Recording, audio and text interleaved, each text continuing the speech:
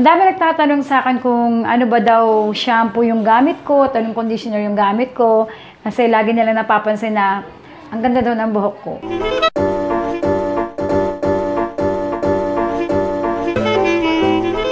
Dati nung nagwo-work ako, palagi ako nagpapariband every year. Siyempre, kailangan sumunod ka sa sa alam mo, sa environment. Kasi yung mga katrabaho ko dati sa company na pinagtatrabahoan ko o yung pinanggalingan ko dati, grabe, lagi silang mga naka-reband.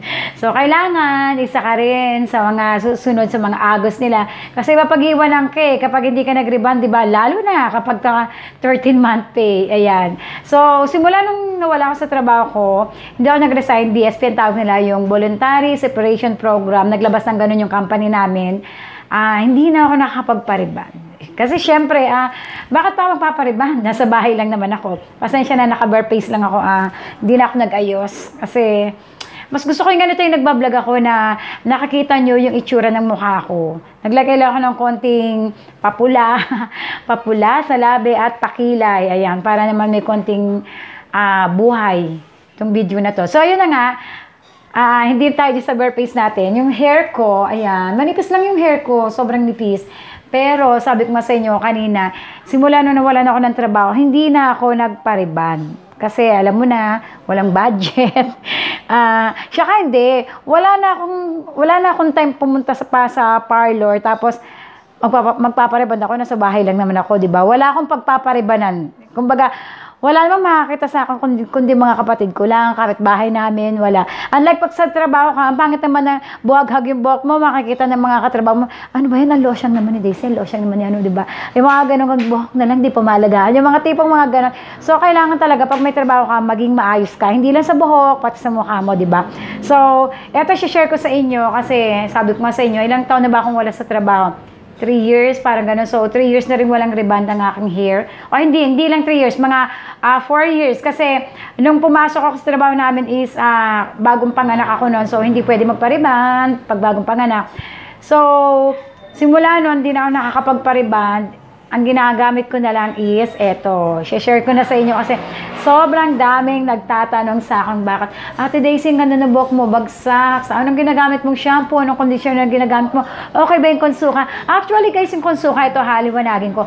Yung Consuka is tinaray ko lang din naman siya. Kumbaga, ni-review ko lang siya. Pero hindi ko siya inaraw-araw na gamitin. Hindi. Kasi, syempre, wala na akong time na para magbabad pa ng buhok. Pero sabi nila, yung ibang nagko-comment doon, maganda daw ang suka sa buhok. Pero iba naman, ayaw nila kasi na-dry daw yung buhok nila. Depende kasi iba-iba naman tayo ng tawag doon. Iba-iba ng nagiging resulta sa atin. Yung hiyangan lang ba? Parang ganon. So, eto na. Share ko na sa inyo kung ano ba yung conditioner at shampoo na ginagamit ko. Siyempre, ayan, ang haba. Wala tayong intro kanina pa, no? Doon sa hindi pa nakakapag-subscribe dito sa aking channel, huwag kalimutan mag-subscribe. I-click ang subscribe button at yung bell button katabi ni subscribe button. I-click mo yan para sa tuwing meron akong mga bagong videos na i-upload dito sa aking channel, meron pang notification na darating sa iyo. Tapos yung second channel ko guys, huwag niyo kalimutan, subscribe niyo rin yung aking second channel, nasa may description box. Sa baba ng video to yung link. And ito na. Yung ating laptop pag-giveaways road to 100k subscriber dito sa aking main channel. Sumali kayo kasi baka ikaw ang manalo ng aking laptop. Tapos magkakaroon tayo ng first prize and second prize kasi yung laptop yung gagawin kong pinaka grand prize niya. So ito na, share ko na sa inyo, kuhanin natin sa aming CR, medyo didilim, syempre, sa CR box na ko ilaw. Ayan. Papakita ko sa inyo kung ano ba yung ginagamit kong shampoo at conditioner. So ako na lang ang papasok sa CR namin, babalik ako sa inyo.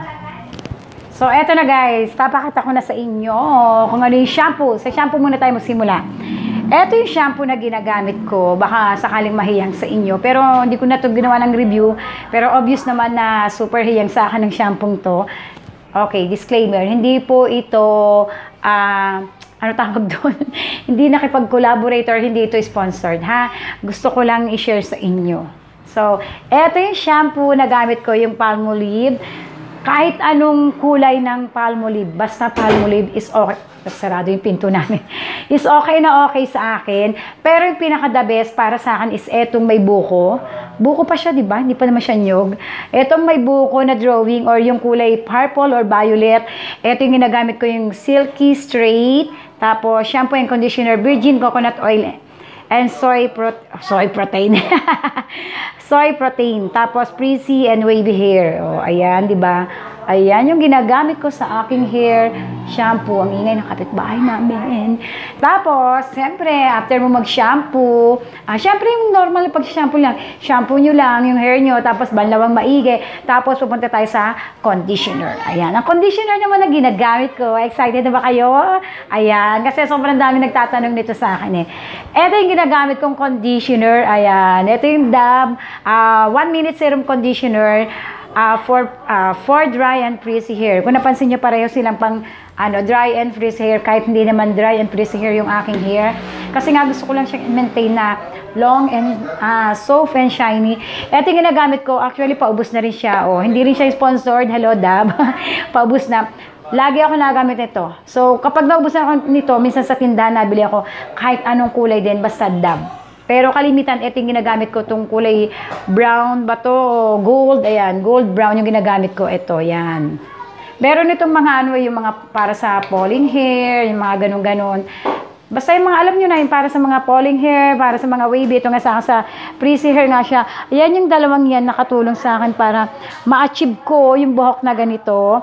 Di ba kung napansin nyo, meron akong ni-review na shampoo at conditioner ng mga nakaraan, kaya lang hindi siya nahiyang sa akin. Ito yung sinasabi sa inyo na hindi nila tinalo yung quality ba tawag nun? Hindi, performance ng dalawang to, ito pa rin as in. Sa ngayon, ito yung super duper na okay na shampoo at conditioner na ginagamit ko na nakatulong talaga sa akin na pabaksakin, maging soap and long ang aking hair. Ayan, di ba? Ang sarap-sarap niya.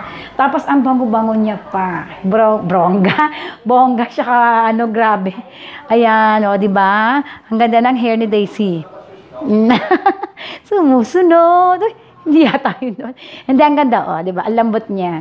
Lambot niya kahit minsan hindi na talaga ako nagsusuklay. Ganyan lang. Ayan, di ba?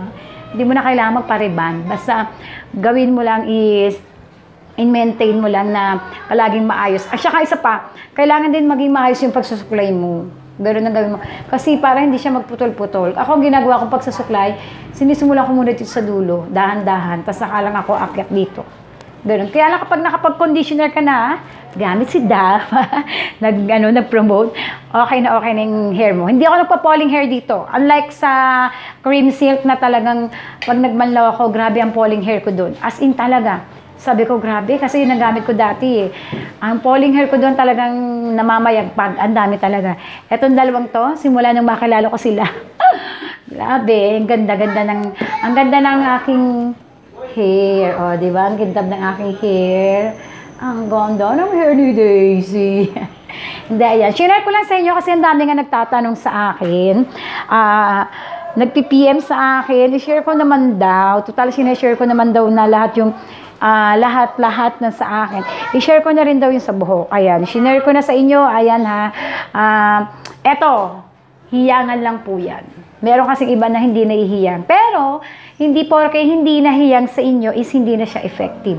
Kagaya nito, nahiyang to sa akin, effective. Sa iba, hindi siya hiyang. Pero hindi porke hindi nahiyang sa inyo, hindi na siya effective. Yung ibang shampoo at conditioner, ganun din. Hindi porke hindi na nahiyang sa akin is hindi na siya effective. Effective siya sa iba. Hiyangan lang din yan. Pwede nyo i-try. Pag hindi, di maghanap kayo ng ibang shampoo at conditioner. So, ayan guys. Sinare ko na sa inyo ha. Wala na akong utang sa inyo. Alam nyo na kung yung ginagamit kong shampoo at conditioner. Yan lang guys sa ngayon. Maraming salamat. Babush!